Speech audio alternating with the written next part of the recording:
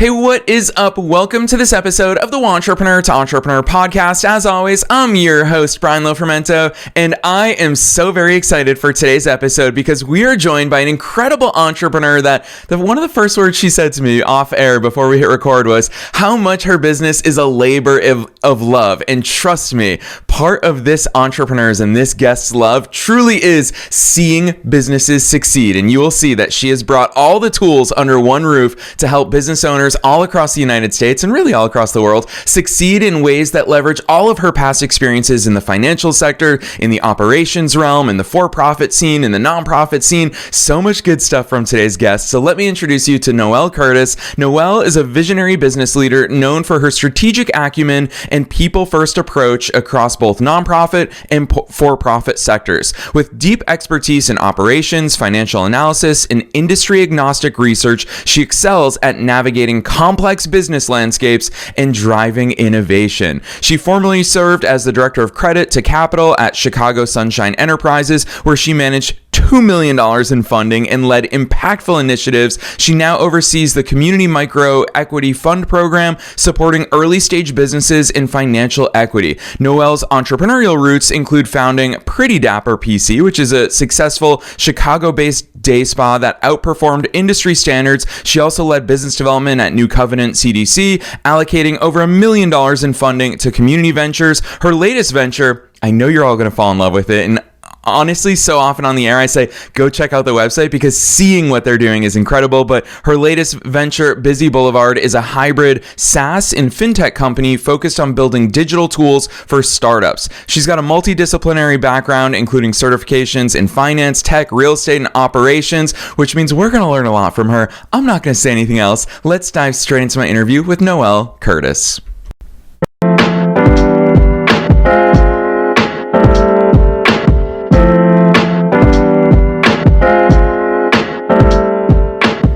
All right, Noelle, I am so very excited that you're here with us today. First things first, welcome to the show.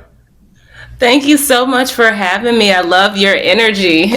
Oh, thank you, Noelle. I will say it's easy for me to be this energetic when I'm talking to somebody that you seem to love entrepreneurship and small business success just as much as I do. So you've got to kick us off with taking us beyond the bio. Who's Noelle? How did you start doing all these cool things? Oh, yes. I'm a wife and a mom, so I kind of never sleep or I take a lot of cat naps. But no, I've been in entrepreneurship ever since I was a young child, literally like 9 years old. I'll never forget my dad brought in, wait for it, a big, huge bucket of shrimp. It was frozen, and we had to hull shrimp and separate them out to start his fish processing business. And so I literally say it since I was knee high to a shrimp's butt. So I have literally been in entrepreneurship since I was 9 years old, and it has spanned everything from agriculture, fashion, finance, and it's brought me here today. So yeah, varied. I love life. So it helps. Yes, I love that attitude. I love that backstory. I've got to ask you this, Noelle, because I started my first business when I was 19. So also relatively young in the entrepreneurial world. And that was a soccer blog, which is obviously so different from all the different things that I do today. But I think that's a huge advantage. I've been able to draw connections between industries, between business models, between things that I've done that have worked out, things that I've done that have not worked out. Noelle, how do those dots connect across your entrepreneurial and professional background? I totally agree. I consider myself a connector of dots because I have been exposed to a very world view of business. I started in the agriculture space. I moved over into fashion. I then went into international business and media. And so I've been exposed to a lot. It was very early, but you see similar patterns. You'll see there's frameworks in every industry that overlap. And I love to see that. But oftentimes people are so laser focused into one section, which is a good thing, right? You have to have that hyper focus. But when you have someone like me, where it's like I've been exposed to some general areas of a lot of different industry, it's helpful to bring that all together, right? You could see marketing is a necessity for any company. Customer service is a necessity for any company. Finance is the backbone of all companies. And so I've just been fortunate to be able to see that and then have the foresight and the pragmatic approach to bring it all together and then simplify it for people. Because a lot of times, people, they get into the jargon of a specific industry and they'll talk over someone's head if they're new into that industry. And I don't like that, right? Because I like to remind people there was a point in time when you didn't know what you know. So you shouldn't make someone feel bad for not knowing the things you know when they're coming into an industry for the first time. And so I love to, make people feel comfortable in business conversation, but then also find out where they are and see where our meeting of the mind can come and elevate where they are in business. Yeah, it's so interesting to me. You clearly called out so many of the commonalities across businesses, regardless of industry, regardless of business model. But there's one in particular that you sung with joy when you touched on it, and that is, of course, the financial aspect of businesses. And that's something that really strikes me the more that I saw about your background and, of course, the work that you're doing with Busy Boulevard is how much you view finance, money, resources, capital as growth fuel for so many businesses, which is funny, Noelle, because I feel like societally we're discouraged from talking about money. We don't want to go there, which means that we don't get to learn from others. So please be the gateway for so many listeners in their businesses. Why is money so important? Why does that get you so fired up? And why is that such a core part of growing sustainable businesses? Yeah, well, there was this one conversation that I had. I graduated from DePaul University, and there was a class, I don't even remember which class it was, it might have been an econ, but there was one statement that the professor made, and they said it's easier to fall out of a socioeconomic class than to cross over into one. And that resonated with me so deeply because I had experienced coming from a level of poverty to coming into a position of control and wealth and dealing with and handling money in a more responsible way. And it is a stigma, right? If you're not born into a wealthy family, there is conflict within conversation, obviously, right? Like there's the question of, well, why don't we have it? And why can't we have it? And what I've discovered along life is that you can have it. It just comes to different discipline and education to understand that although, yes, there are some systemic systems in place that have held certain races and genders out of access to capital, there are still ways. And if you humble yourself, right, and get honest with yourself about it, if you're not managing $1,000, how can you possibly manage $100,000? And so oftentimes I feel like people are not honest with themselves about where they are in their financial journey. And the quicker they can get honest with that, the quicker they can break through those barriers of feeling like they don't deserve it when they actually do. Being able to actually control a budget, control yourself, self-control and planning goes a long way, especially when it comes to running a business. A lot of people, when I talk and have coaching sessions, the reason they're starting these companies is to feel a financial deficit. And so I always ask and bring it back to reality, right? Like, well, what are you doing in your personal life?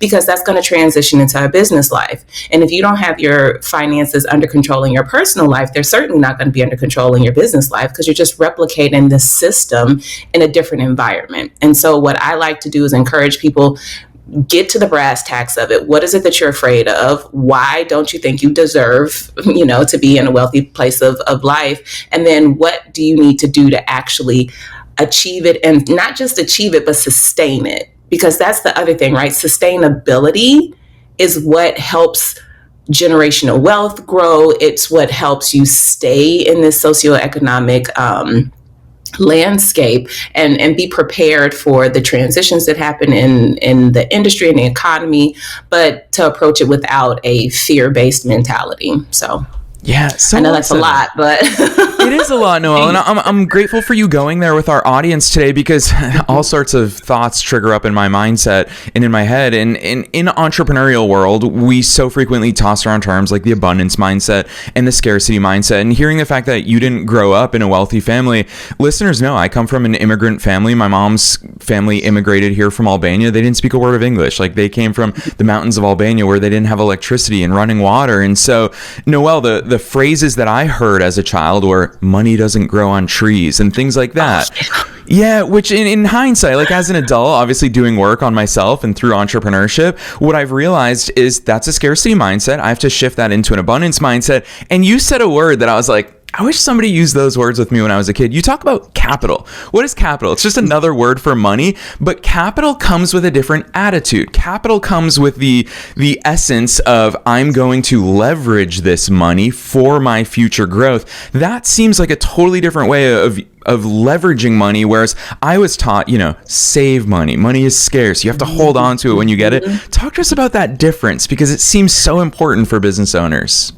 Yeah, well, from a programming perspective, like it's both and, right? You do have to understand what it is that you have, and you have to understand how you put it into the economy to generate more, right? Like I like to describe cash flow as you're putting money out into the world with the expectation it's going to bring its friends back to you.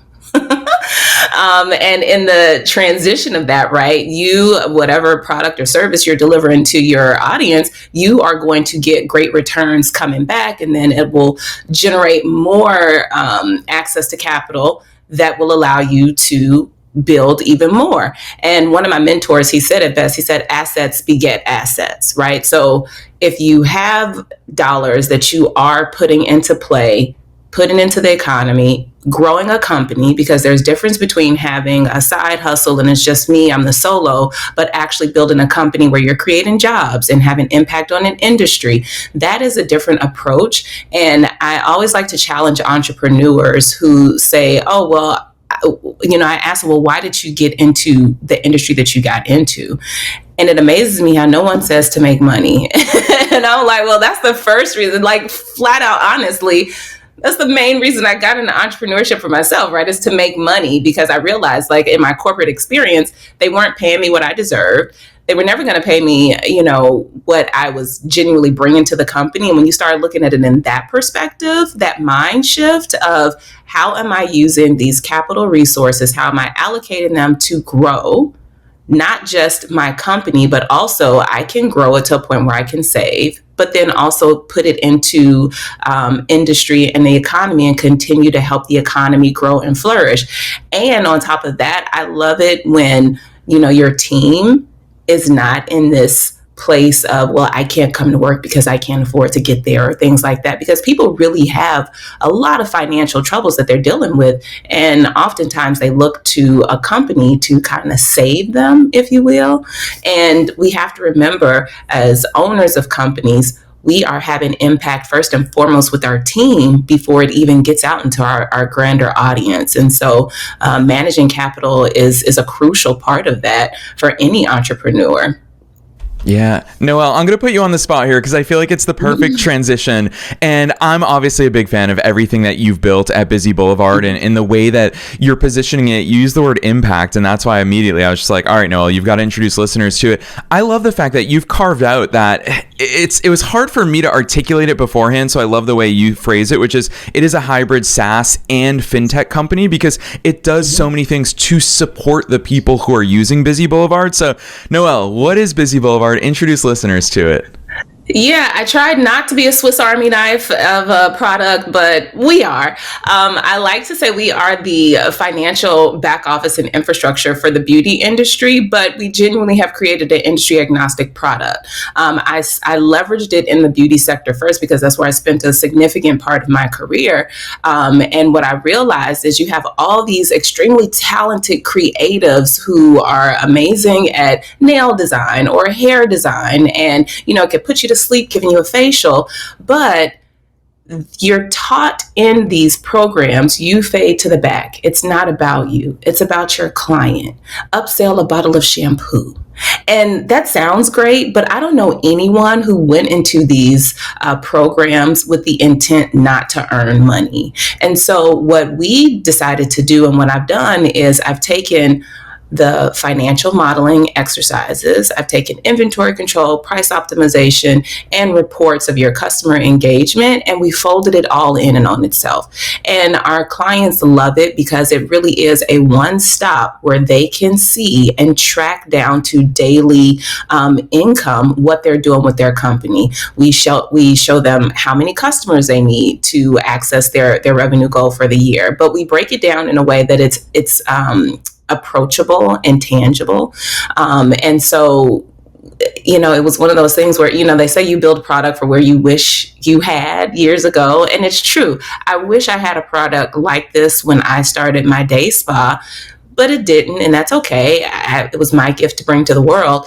But we really have lasered in on the connections between financial literacy, running a company from intentional operational perspectives, and then also making people feel comfortable enough to come and talk with someone. We have our customer retention team. They're trained in making sure that they can have a good business conversation with our subscribers as well, because a lot of our subscribers are very early and new. They range from 18 up to about 25. That's our sweet spot. But even beyond that, some of them have never had college exposure. They've never had corporate exposure. And so there's this deficit of a business acumen that we fill the gap for, while simultaneously providing a tool that'll help them navigate that. And one of the other joys is that we also have these financial relationships. Because of just my background, our financial relationships are extremely deep. We help make sure our entrepreneurs actually are prepared to talk to lenders when they're trying to expand, whether it's equipment or inventory or even the first time purchase of their location. We have the tools in place and the guardrails to help them achieve their goals quicker than if they were by themselves or trying to just figure it out on their own. Yeah, I love that, especially because there's a word, and I knew we'd go here in today's conversation, Noelle.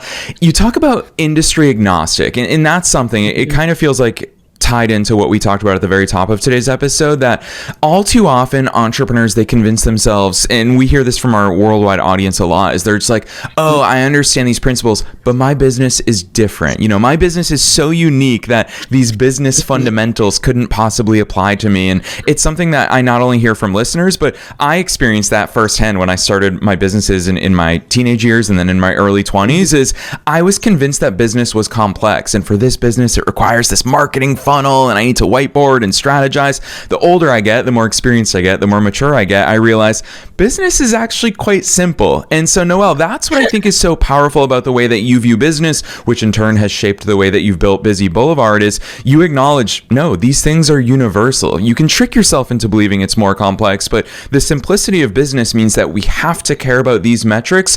What are those common threads that you would argue and that you've built into your software that every single business owner needs to stay on top of? Yes, I totally agree. There is the what do they say, the popular opinion, right, that you have to have gone to some major Ivy League school or had some dramatic, deep training to start and run a company. And the fact is, it's just not true, right? There are some genuinely smart people who can start a company and have success, and they haven't gone in a traditional way. You see it all the time, like from the the paper ceiling movement. You see people who have attained a certain level try to, gatekeep, allowing others to get into that industry. And a lot of times I feel like it's just a simple threat, right? If I haven't achieved what I wanted, I'm a little nervous to see someone new coming on the scene who might have better skill sets than I do. I've had to vacillate in different conversations how I describe my company and my product. We're a software development company at the heart. So because of my background and the exposure that I've had, I've been able to see and build a product that can apply to multiple industries. And with that, one of our main focuses is personal budget and company budget. All too often, and I can say literally like 80% of the time in conversations that I've had with entrepreneurs and coaching sessions, they have never taken themselves into account into their company, right? So they're not paying themselves. They are not even taking and putting themselves into the company. So they're like, oh yeah, I'm going to make all this money. And I'm like, oh, well, where's your compensation? And they're like, no, I'm going to put it back in the company. I said, whoever came up with that phrase, I want to string them up by their toenails, because it's not possible. If you talk to a bank and a bank says, well, where have you been compensating yourself? And you say, well, I haven't. Well, then just logically, they're going to say, well, if you can't compensate yourself, you certainly can't repay us. So there's a disconnect there. So we start with personal budget And then company budget. What is your actual revenue goal? What are you working towards? A lot of people start companies and they're passionate and excited about what they can do, which is great.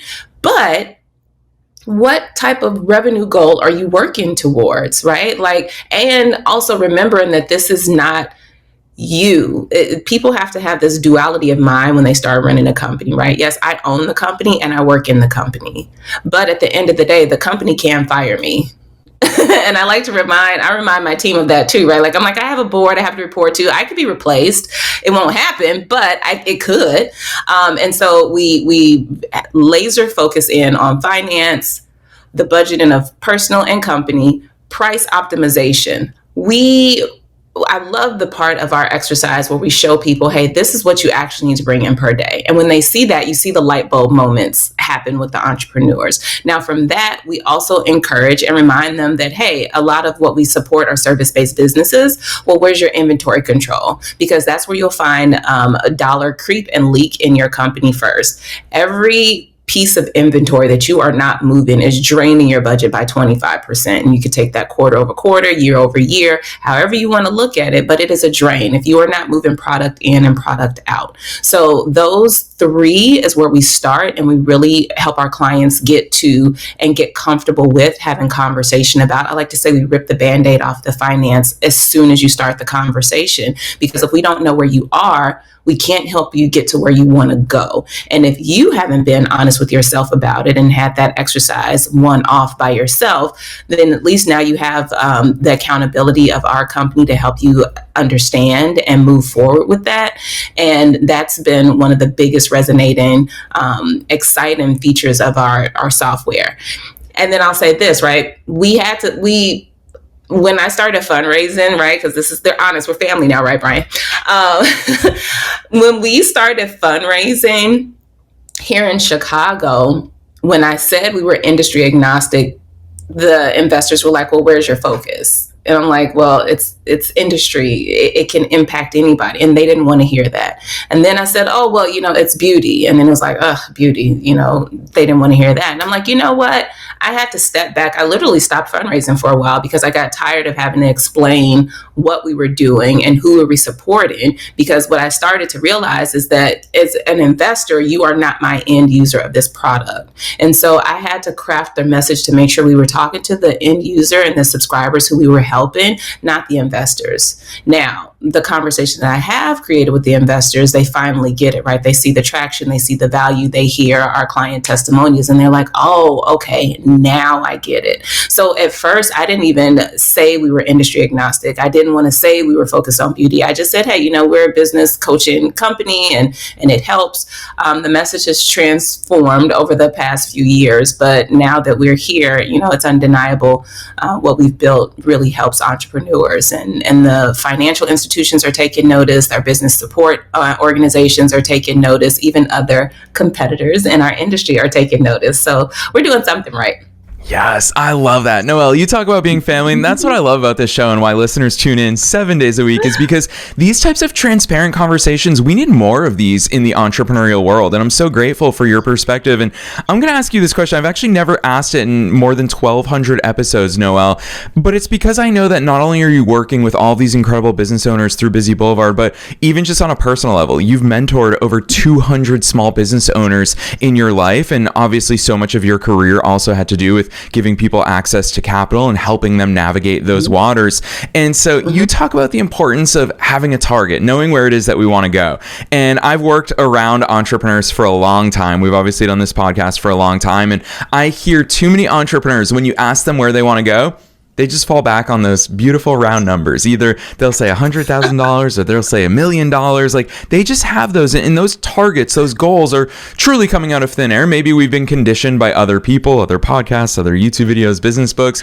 Maybe it's things that they've sat down and figured out.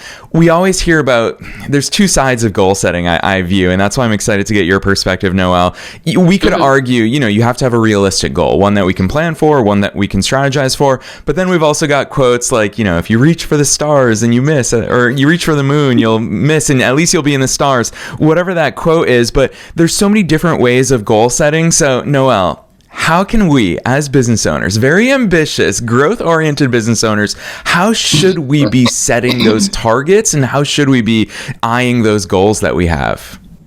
Yeah, well, it genuinely depends. And I know a lot of people don't like to hear that, but it's the truth, right? There's so many factors that are impacting a company. You have these economic factors, everything from tariffs and is my product going to deliver on time? So you have to be mindful of the economic conditions of your industry. That's important. But then also, what is your personal life demanding? That's why I really encourage people, put yourself in your company, right? What type of life do you want to live? And in our workshops and in our trainings, I reiterate, this is live, this is permanent. This isn't we're just here on a vacation. But if I have a $100,000 lifestyle, and that's my housing, my transportation, my children, if that's what our lifestyle is, and that's what we want to live at, well, okay, who's to say you can't do that? Now you have to put the demand on your company and make sure that your company has priced itself to compete in the industry that you're with. And I always like to remind people, you can set your prices to what the industry demands and what your customers are willing to pay. Now, you obviously have to set yourself apart amongst the competition in your lane. But at the end of the day, if you genuinely have brought a product or a solution to market, you will find the clients and the clients will find you. And I know that sounds like, oh yeah, this pie in the sky. But the truth is, if you have put these goals into play and then you set the processes of what your business is doing, it's going to replicate and it's going to start the generation of the revenue. Now, the thing is, a lot of people are extremely impatient. Right? It's this microwave mentality like, oh, I started this company today. How come I don't have $1 million in the bank 2 days from now? Well, that's just not realistic. And let's just be honest, right? Time is one thing that people do not take into consideration when they're running a company. They expect it to happen instantaneously and overnight. And the truth is, it's nowhere have I seen a company, even in this digital age, right, with AI and all of that, still it does not happen overnight. And what I see time and time again are entrepreneurs that idea hop, because they won't just settle and give time for their idea to grow, for it to penetrate into a market, for people to start paying attention and being repeat customers with them. It takes time. And a lot of entrepreneurs they don't want to take the time to grow a company. They want instantaneous results. And I like to level set with people. It's not going to happen. And if that's what you're expecting, we're not the company for you to work with. We help you see the time continuum of your goal. And then we put benchmarks and milestones in place for that. It depends is the short answer to all of that. But I think when an entrepreneur is honest with themselves about what they are willing to do to acquire the finance cash flow within their company, they'll see different results. And also remembering it's not just on them. You can't run a success. I shouldn't say that. Most companies that hit a certain, 6-figure and higher income and profit level have more than one person working. And I think that's also the disparity that we have to break down, or we have to dispel that. You're not going to achieve this by yourself. So get over it. Get a team. You don't have to have this co-founder, but you should have an effective team that's going to help you reach those goals. But even that, right, you got to account for that team in your budget to make sure it's growing also. I hope I answered your question. I feel like I went on a bit of a tangent. Noelle, that tangent was fully warranted. That is actually the part of the interview that I want everybody to replay, because it's not the advice that people probably want, but it is the advice that people definitely need. And Noelle, that is, as hungry and ambitious as entrepreneurs are, that you just called out a very common thread about bouncing from idea to idea. It took me a long time to realize that every time you do so, you reset the clock all the way back to zero, and you are starting from zero again. You would have been better off just letting that first clock run and continue to grow. Just let it play out. Yeah, just let it play out. I love that. Noelle, I have no idea. With all of that said, I know already that is my absolute part of my favorite advice that we've ever received here on the air. And I don't know how you're going to top it for this final question. I always ask it at the end of every episode. And that is, what's your best piece of advice for listeners? Knowing that we're being listened to by both entrepreneurs and entrepreneurs, and you can relate to so many different inflection points and growth challenges along the way for both of those sets of audiences. What's the number one piece of advice that you want to leave them with today? That's a good one. I would say be patient with yourself, because even your business style is going to change. The longer you are an entrepreneur and you're really living that truth, you will see yourself grow in an amazing way. And it's okay. You have to grow to get to the level and to experience what you want out of being an entrepreneur, which for the most part, is this financial stability. Just be patient with yourself, and don't forget the people around you who are watching, and just be kind along the way. Like, be kind, be patient with yourself, and give yourself the grace to make mistakes as well. I know that's a lot of advice, but be patient with yourself is that's the piece I would leave as advice. Yes, I'm so appreciative of that. Noelle, all those little nuggets of knowledge that you dropped on us are super valuable today, so we'll take every single bit of it from you. I'm also very excited for listeners to actually go and see all the great things that you're up to with Busy Boulevard, and really any of the links that you want to drop on us. I always say at this point in the interview that I wish that podcasting was a more visual element. I wish that podcasting was something that people could see. Obviously, most people are just listening to us right now, but listeners, if you go check out Busy Boulevard, how often on air do I say success leaves clues? You will see in everything that Noelle and her team is building, their branding is on point, their messaging. You'll feel like Noelle and her team are speaking to you from their website. So Noelle, you guys are doing so many things right. Please drop those links on us. For listeners who want to go deeper into all the great things you're doing, where should they go from here? Yeah, absolutely. We are definitely on our website, busyboulevard.com. We're the same handle on Instagram, TikTok, LinkedIn.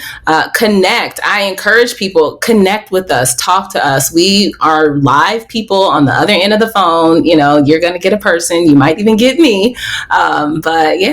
Connect with us. Busy Boulevard. We're everywhere on all the socials.